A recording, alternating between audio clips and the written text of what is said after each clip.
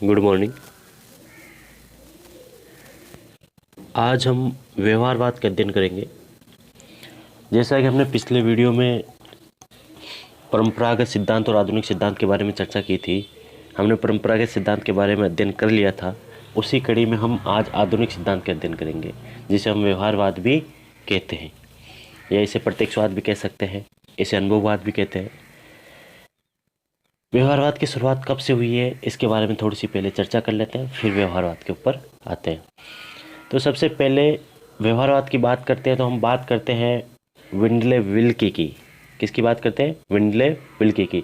इन्होंने अपनी पुस्तक वन वर्ड के अंदर सबसे पहले राजनीतिक विज्ञान शब्द का प्रयोग किया था। इससे पहले राजनीतिक शास्त्र शब्द चलता था, लेकिन सबसे पहले राजनीतिक विज्ञान शब्द का प्रयोग विंडले विल्की ने अपनी पुस्तक, कौन सी पुस्तक? वन वर्ड में इसका प्रयोग किया था। व्यवहारवाद की परिभाषा के बारे में बात करें तो व्यवहारवाद किसे कहते हैं, इसके बारे में परिभाषा क्या है इसके बारे में बताते हैं। द्वितीय विश्व युद्ध के बाद उद्भवित आंदोलन, यानी कि सेकेंड वर्ल्ड वार के बाद जो आंदोलन उद्भवित हुआ था, उसमें मुख्य रूप से मानव व्यवहार के अध्ययन पर बल दिया गया। किसके अध्ययन पर बल दिया गया? मानव व्यवहार के अध्ययन पर बल दिया गया, और विशेषकर ऐसे व्यवहार के अध्ययन पर बल दिया गया जिसका मापन हो सके, जिसका सत्यापन हो सके, जिसका पर्यवेक्षण हो सके। उससे हम क्या कहते हैं? व्यवहारवाद। उसे हम क्या कहते हैं? व्यवहारवाद।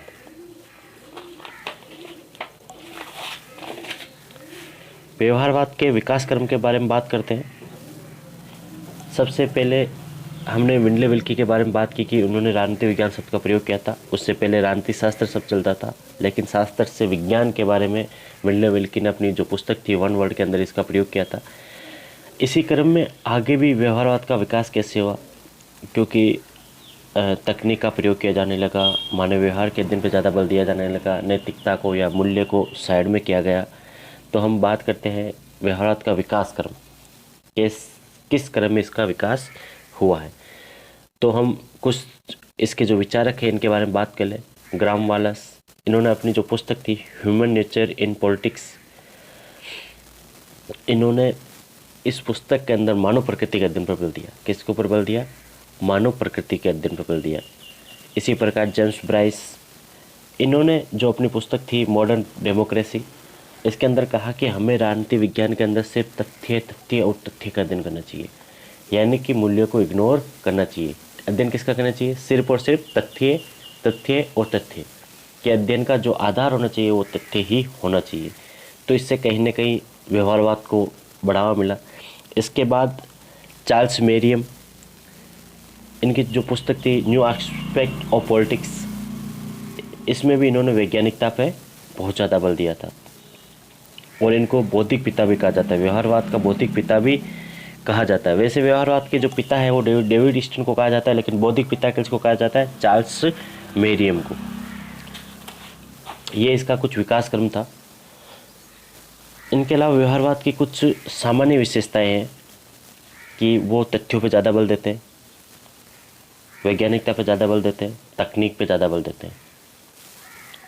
दूसरा, वो प्राथमिक आंकड़ों का अध्ययन करते हैं, यानी कि सीधा फील्ड में जाके अध्ययन करने पे बल देते हैं। वो रेफरेंस बुक का प्रयोग नहीं करते। तीसरा पॉइंट, वो सूक्ष्म अध्ययन करते हैं, जितना गहन सूक्ष्म अध्ययन हो सकता है वो अध्ययन करते हैं। मानव के व्यवहार तक का अध्ययन करते हैं और उसका पूर्ण निरीक्षण करते हैं। बड़ी इकाई का अध्ययन ना करके छोटी से छोटी इकाई का अध्ययन करने पे बल देते हैं। और जो मुख्य कार्य है इनका वो क्या है? व्याख्या करना।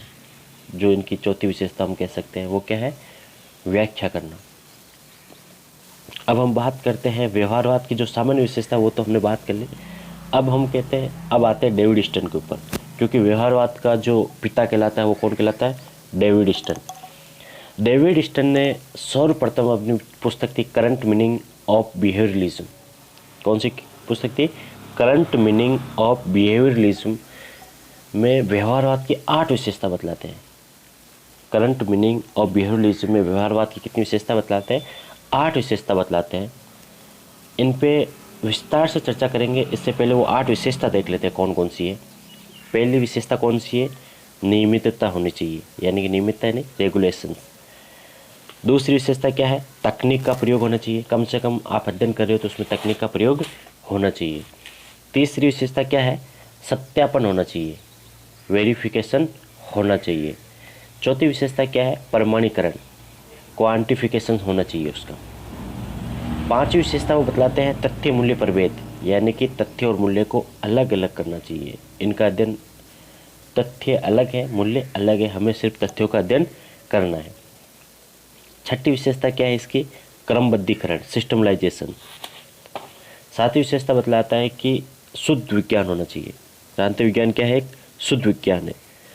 और एक जो लास्ट विशेषता बतलाता है, आठवीं विशेषता, वो है समग्रता या अंत अनुशासनात्मक दृष्टिकोण।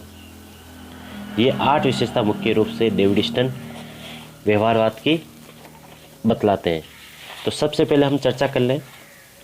पहली विशेषता कौन सी थी इनकी? नियमितता, रेगुलेशंस। व्यवहारवादी कहते हैं कि मानव का जो व्यवहार है वो एक जैसा होता है। बार बार मानव अपने व्यवहार को दोहराता है, बार बार क्या करता है? अपने व्यवहार को दोहराता है। जो उन्होंने पूर्व में जो व्यवहार किया था उसका दोहरान बार बार करता है। तो हम उनके व्यवहार का अध्ययन कर सकते हैं, क्योंकि मानव क्या करता है? बार बार अपने व्यवहार को दोहराता है, परिवर्तित नहीं करता, बार बार दोहराता है। कि जिस प्रकार वो किसी पार्टी से जुड़ा हो तो बार बार उसी पार्टी को वोटिंग करेगा वो। तो व्यवहारवादी कहता है कि मानव के व्यवहार में नियमितता है, रेगुलेशन है, इसलिए हम मानव के व्यवहार का अध्ययन कर सकते हैं। जैसे हम बात करें मतदान व्यवहार, कि मानव का जो मतदान व्यवहार कैसा होता है? एक जैसा होता है। जिस पार्टी से जुड़ता है हर बार उसी को वोटिंग करता है। एग्जिट पोल इसी आधार पर अध्ययन करते हैं।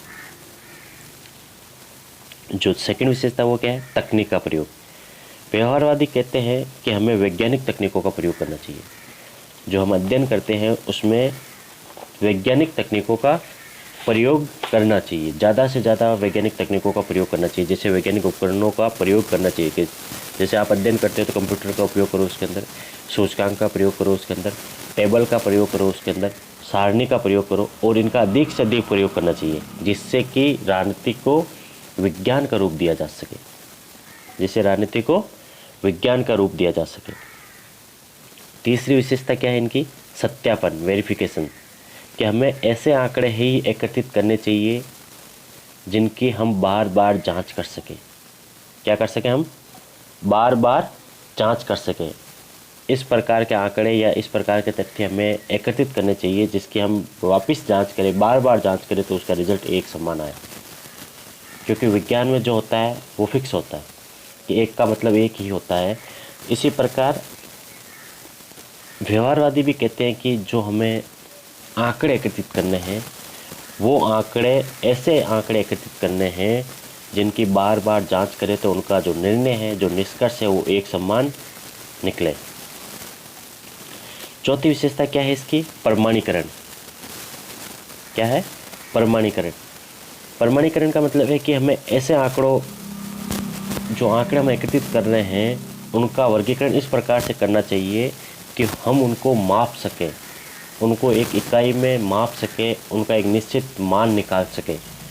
तो हमें आंकड़े जो भी एकत्रित किए हैं उनका वर्गीकरण इस प्रकार से करना चाहिए कि हम उसको प्रमाणित कर सकें, उसको माप सकें, उसका निश्चित माप निकाल सकें। इस प्रकार से आंकड़े हमें वर्गीकरण करना चाहिए उनका। पांचवी जो इसकी मुख्य विशेषता है वो है तथ्य मूल्य प्रभेद। क्या है?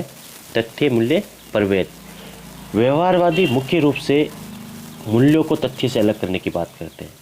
क्या करते हैं? मूल्यों को तथ्यों से अलग करने की बात करते हो तो कहते हैं कि हमें सिर्फ तथ्यों का अध्ययन करना है, मूल्यों पे किसी भी प्रकार की बात नहीं करनी है। हमें क्या करना है? सिर्फ और सिर्फ तथ्यों पे अध्ययन करना है। तो वो क्या करते हैं कि मानव का जो व्यवहार है उसमें मूल्यों को अलग निकालते हैं और उसमें से सिर्फ तथ्य जो बचते हैं उसका अध्ययन करते हैं। क्योंकि व्यवहारवादियों का ये मानना है कि मूल्य तो क्या होते हैं, कभी नैतिकता के साथ जोड़ दिए जाते हैं, कभी ईश्वर के साथ जोड़ दिए जाते हैं, लेकिन जो तथ्य होते हैं वो हमेशा एक जैसे होते हैं, क्योंकि वो फैक्ट है, वो जो है वो ही होते हैं। लेकिन यदि मूल्यों की भी बात करें तो मूल्य अलग अलग दृष्टिकोण से अलग अलग हो जाते हैं। कभी आप ईश्वर के साथ जोड़ देते हो कि आप कहते हो कि ठीक है, राम के अनुसार तो ये करना चाहिए, अल्लाह के अनुसार ये करना चाहिए। तो अलग अलग जो धर्म है, आप कभी धर्म के साथ जोड़ देते हो उनको। तो व्यवहारवादी कहते हैं कि हमें मूल्यों का अध्ययन तो करना ही नहीं है, क्योंकि मूल्य निष्पक्ष नहीं होते, वो किसी के साथ सापेक्ष होते हैं, जुड़े हुए होते हैं। हमें निष्पक्ष चीज़ का अध्ययन करना है, और निष्पक्ष क्या होते हैं? तथ्य। तो हमें सिर्फ और सिर्फ तथ्यों का अध्ययन करना चाहिए। जो इसकी छठी विशेषता है वो है क्रमबद्धीकरण,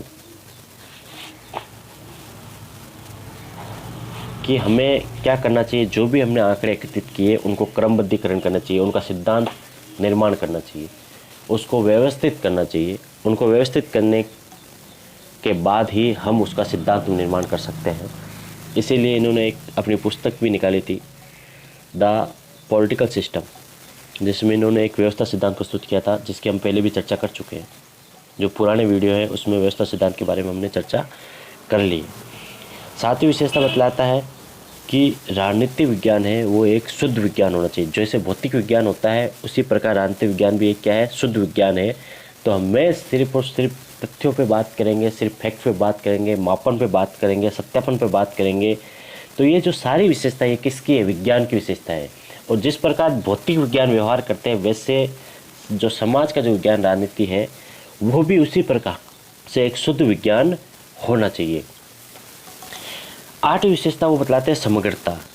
क्या बताते हैं? समग्रता, यानी अंत अनुशासनात्मक दृष्टिकोण। वो कहते हैं कि मानव का हमें सिर्फ राजनीतिक व्यवहार का अध्ययन नहीं करना चाहिए, राजनीतिक व्यवहार के साथ साथ उसके सामाजिक पक्ष का अध्ययन भी करना चाहिए, उसके आर्थिक पक्ष का अध्ययन भी करना चाहिए, क्योंकि ये सारे जो पक्ष होते हैं मानव को कहीं ना कहीं प्रभावित करते हैं, उसके राजनीतिक व्यवहार को प्रभावित करते हैं। तो हमें अंतर अनुशासनात्मक दृष्टिकोण अपनाना चाहिए, जिससे कि हम उसका मानव के जो व्यवहार है उसका संपूर्ण अध्ययन कर सके। तो अंत अनुशासनात्मक दृष्टिकोण का परिवेश कहीं ना कहीं राजनीतिक विज्ञान में यहीं से होता है, व्यवहारवाद से ही इसकी शुरुआत होती है। ये था आपके व्यवहारवाद, इसकी 8 विशेषताएं थी। कौन कौन सी थी? सबसे पहले बात करते हैं कौन कौन सी विशेषता थी। नियमितता, तकनीक का प्रयोग, सत्यापन, प्रमाणीकरण, तथ्य मूल्य प्रभेद, क्रमबद्धीकरण, शुद्ध विज्ञान और समग्रता। ये आपको 8 विशेषता ही याद रखनी है। इन 8 विशेषता से आप व्यवहारवाद का विश्लेषण अच्छे से कर सकते हैं। अब इसकी आलोचना क्या होती है? आलोचना में मुख्य आलोचना तो आपने जैसे 8 जो विशेषता देखी थी उनसे ही आप निकाल सकते हो कि इन्होंने मूल्य को बिल्कुल ही अलग कर दिया। जबकि मानव का आप अध्ययन करते हो, राजनीति का आप अध्ययन करते हो, तो मूल्य बहुत ज़्यादा अहमियत रखते हैं, क्योंकि राजनीति क्या एक सामाजिक विज्ञान है और सामाजिक विज्ञान में मूल्य बहुत ज़्यादा भूमिका निभाते हैं, क्योंकि मूल्य ही आपके राजनीतिक व्यवहार को, आपको जो आपका राजनीति में आप कैसा व्यवहार करोगे, आप कैसा प्रदर्शन करोगे, कहीं ना कहीं मूल्य आपको इफेक्ट करते हैं। दूसरा कहते हैं कि इन्होंने तथ्यों पे इतना ज़्यादा बल दिया है कि व्यक्ति को मशीन बना दिया है। व्यक्ति कभी मशीन की भांति व्यवहार नहीं कर सकता, क्योंकि व्यक्ति क्या होता है? संवेदनशील होता है, उसका व्यवहार परिवर्तित हो सकता है। क्यों? क्योंकि वो संवेदनशील है। मशीन की भांति व्यवहार नहीं हो सकता व्यक्ति का। क्यों नहीं हो सकता है? क्योंकि व्यक्ति परिस्थितियों से प्रभावित हो सकता है। कई बार परिस्थिति ऐसी होती है कि आप वोट किसी पार्टी को कर रहे हो सकता है कि जब 1 महीने बाद मतदान हो तो आप हो सकता है कि उसके अपोजिट मतदान कर रहे हो, क्योंकि आपकी परिस्थिति ऐसी थी, क्योंकि आप संवेदनशील हो सकता है किसी से रिलेशन वाला आ गया हो वोटिंग में, आपका प्रत्याशी कोई रिलेटिव हो, तो कहीं ना कहीं आप प्रभावित होते हो। तो इन्होंने क्या मानव को एक मशीन मानते हुए अध्ययन करने की बात की, जबकि मानव मशीन नहीं है। मानव तो एक संवेदनशील प्राणी, एक सामाजिक प्राणी है। तो आप उसका अध्ययन इस प्रकार नहीं कर सकते हो। इस प्रकार यदि आप अध्ययन करते हो तो आप राजनीतिक विज्ञान को विज्ञान बनाने की जो आपकी सोच है, आप विज्ञान बनाने में इतने तल्लीन हो गए कि आपने मानव की जो संवेदनशीलता है उसको ही तटस्थ कर दिया। तो इससे आप अध्ययन नहीं कर सकते हो। तो ये इसकी मुख्य रूप से आलोचनाएं की जाती है।